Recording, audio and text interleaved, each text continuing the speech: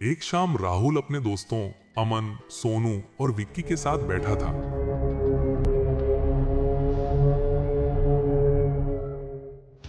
राहुल तो हमेशा बोलता है कि तुझे भूत प्रेत से डर नहीं लगता, तो चल आज तेरी हिम्मत टेस्ट करते हैं।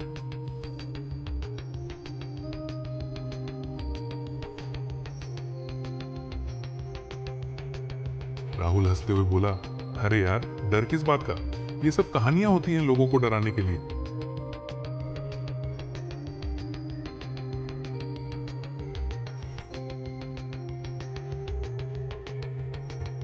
विक्की ने धीरे से कहा, तो फिर आज रात उस जंगल वाली हवेली तक चल, सुना है वहां नौकरानी की आत्मा दिखती है। राहुल थोड़ा चुप हुआ, फिर बोला, लोग कहते तो बहुत कुछ है, पर असल में कुछ नहीं होता। सोनू ने उकसाते हुए कहा, देख भाई, अगर तू गया और कुछ नहीं हुआ तो हम सब मान लेंगे कि तू सबसे बहादुर है। राहुल ने कुछ पल सोचा, फिर बोला, ठीक है, आज रात में जाऊंगा। तीनों दोस्त एक दूसरे को देखने लगे, जैसे उन्हें खुद भी डर लग रहा हो। रात गहरी हो चुकी थी, हवा में ठंडक थी, पेड़ों की टहनियां हवा से हिल रही थीं और उनकी परछाइयां जमीन पर अजीब आकार बना रही थीं। राहुल अकेला जंगल की ओर बढ़ रहा था। अचानक उसे रास्ते में एक पुरानी गुड़िया दिखाई दी। उसकी एक आंख टूटी हुई थी और चेहरे पर धूल जमी थी। राहुल ने उसे उठाया। ये यहाँ कैसे आई, उसने सोचा। कुछ पल उसने गुड़िया को घूरा। उसे अजीब सा एहसास हुआ, जैसे कोई उसे देख रहा हो।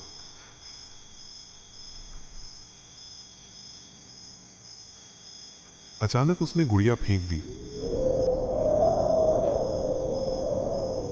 बेवकूफी है ये सब, वो खुद से बोला और आगे बढ़ गया। थोड़ा आगे जाने पर उसे एक लकड़ी का बोर्ड दिखा। उस पर लिखा था, आगे जाना मना है। राहुल रुक गया। अजीब है, दिन में तो कभी ये बोर्ड नहीं दिखा। वो बुदबुदाया। तभी झाड़ियों में सरसराहट हुई। कौन है? राहुल ने आवाज लगाई। कोई जवाब नहीं आया। उसने सोचा, शायद कोई जानवर होगा, और वो आगे बढ़ गया।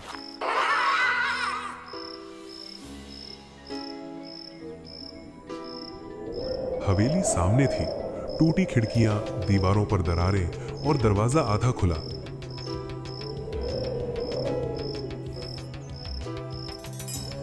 हवा चलने पर दरवाजा क्रीक की आवाज कर रहा था।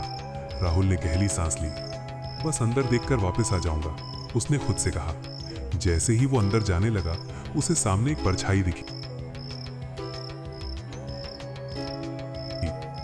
कौन है? राहुल ने कांपती आवाज में पूछा। परछाई हिली। अगर कोई मजाक कर रहा है तो सामने आओ, राहुल ने हिम्मत जुटाकर कहा। कुछ सेकंड सन्नाटा रहा।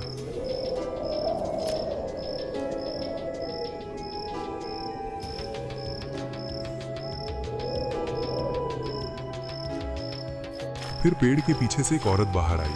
वो साधारण कपड़ों में थी, चेहरा शांत, लेकिन आंखों में अजीब सी गहराई। राहुल ने पूछा, आप कौन हैं?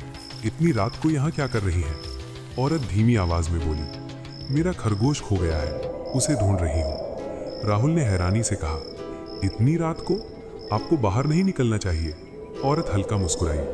कभी कभी कुछ चीजें बहुत जरूरी होती हैं, उन्हें ढूंढना ही पड़ता है। राहुल बोला, मैंने रास्ते में झाड़ियों से आवाज सुनी थी, शायद उधर हो। औरत ने उसकी आंखों में देखा। क्या तुम मुझे वहां ले चलोगे? राहुल कुछ पल चुप रहा, फिर बोला, ठीक है। दोनों उसी जगह पहुंचे जहां राहुल ने आवाज सुनी थी।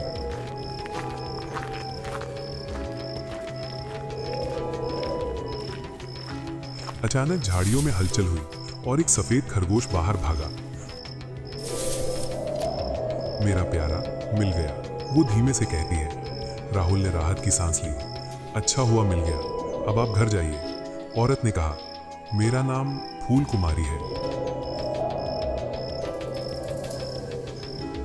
राहुल बोला, अच्छा नाम है। औरत मुस्कुराई, लेकिन उसकी मुस्कान में एक रहस्य था। हर किसी को हर जगह नहीं जाना चाहिए, उसने कहा। राहुल समझ नहीं पाया। दोनों अलग अलग दिशाओं में चले गए।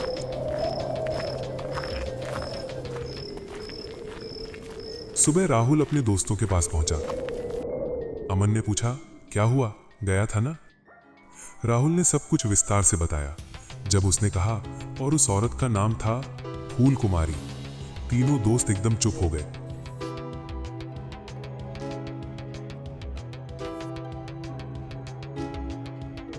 सोनू की आवाज कांपने लगी। तू पक्का यही नाम बोली थी? हाँ, राहुल बोला। विक्की बोला, फूल कुमारी उस हवेली की मालकिन का नाम था। राहुल का चेहरा सफेद पड़ गया।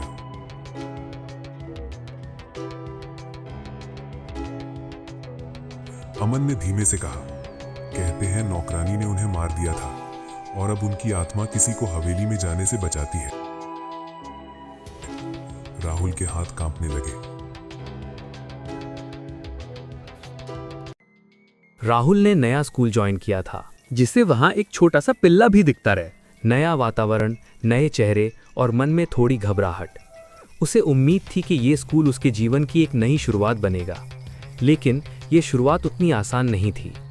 स्कूल के दूसरे ही दिन जब कक्षा शुरू हुई, अचानक कक्षा में सन्नाटा छा गया। ब्लैक बोर्ड पर किसी ने एक बहुत ही डरावनी तस्वीर बना दी थी। उस तस्वीर में एक आदमी बना था, खोखली आंखें, टेढ़ी मुस्कान और चेहरा इतना भयावह कि देखकर रोंगटे खड़े हो जाएं।